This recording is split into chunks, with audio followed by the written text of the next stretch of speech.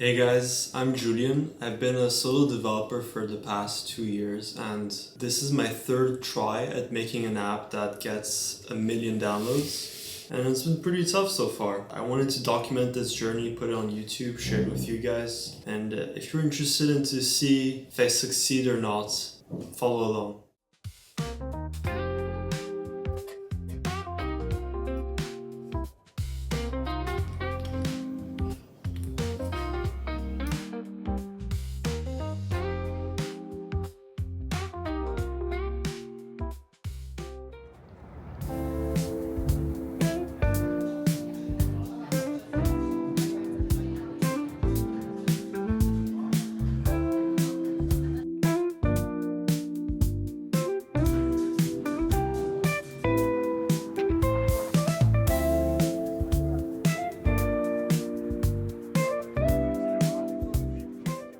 So I was doing some market research using Claude, asking about what are the trending categories for apps, and I think I've decided on productivity.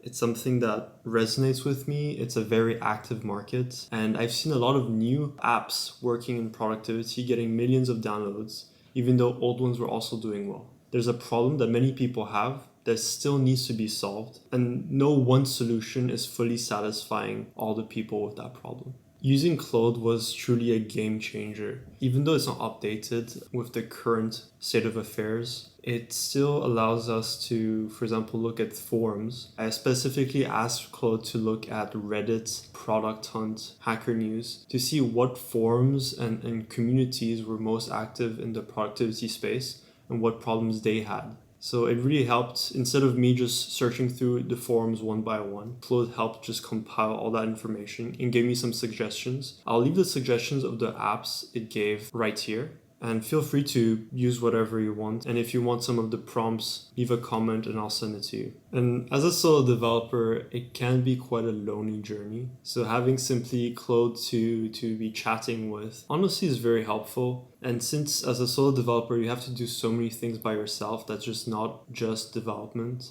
Everything from market research, design, everything. Outsourcing these little researches and little tasks to Claude really makes things a lot smoother. So I highly recommend you try out anything, either free tier Claude or ChatGPT or the paid ones. I personally pay for my pro plan and I really don't regret it. Now that I found the app category to build my next project on, the next thing I want to do is narrow down on the idea itself. What is something unique I can bring? And another thing to do is to look at the competition. What productivity apps are out there? What's doing well? What are the most recent ones? It is a very crowded space, so it's very important to not only know what's out there, but also bring a unique feature and perspective to it. I'll see you guys in a bit.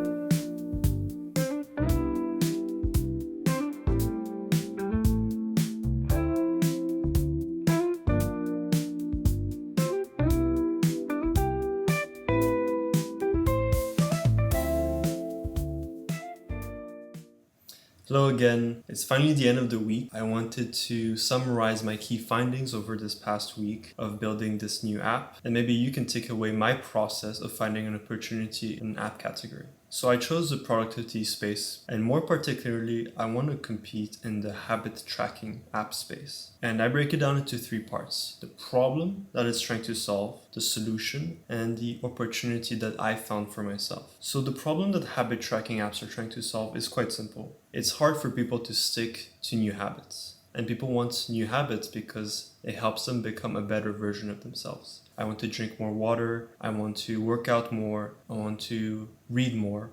Anything aspirational that's going to help benefit your life.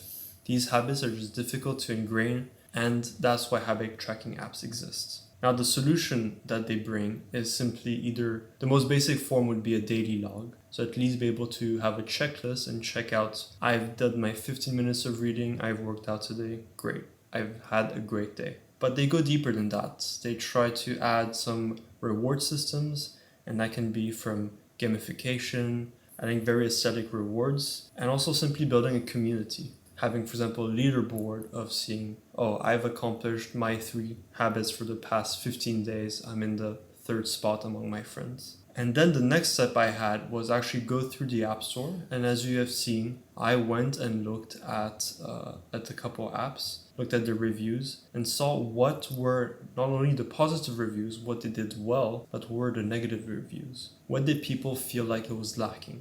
And one common negative review among multiple apps that I've seen is that users felt disoriented, and they felt like when they started the app, it felt very empty.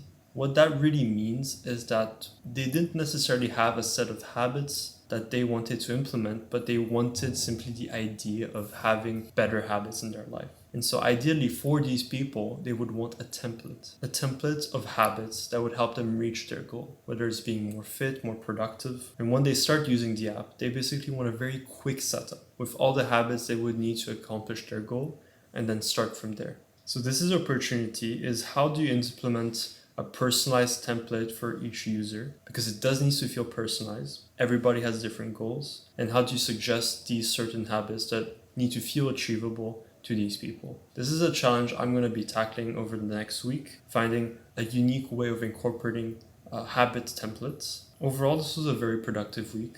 I still have a lot of work to do before I even start coding the app, and that is to narrow down on exactly my unique approach to give users a habit template that resonates with them. And over the next week, I'll be developing that idea more and more and sharing it with you guys. And hopefully by the end of next week, we'll actually start with some market validation. So after I found my unique feature, is to see, okay, if I try to market it on social media or make a landing page for it, would that attract any attention or not?